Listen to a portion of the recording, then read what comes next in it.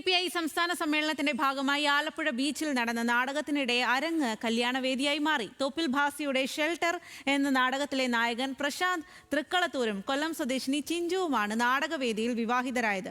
CPI സംസ്ഥാന secretary Binoy വിശ്വത്തിന്റെ സാന്നിധ്യത്തിൽ ഇരുവരും പുതിയ ജീവിതം ആരംഭിച്ചു.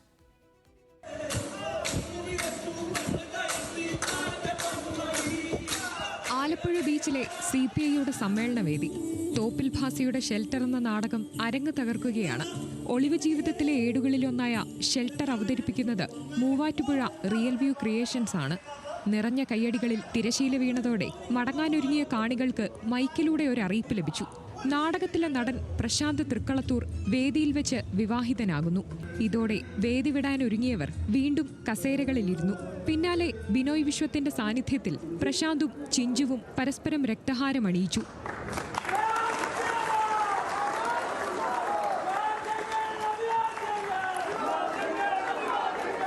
നേഴ്സായ ചിഞ്ചുവിനെ പ്രശാന്ത് ആകസ്മികമായാണ് ട്രെയിനിൽ വെച്ച് കണ്ടുമുട്ടിയത്.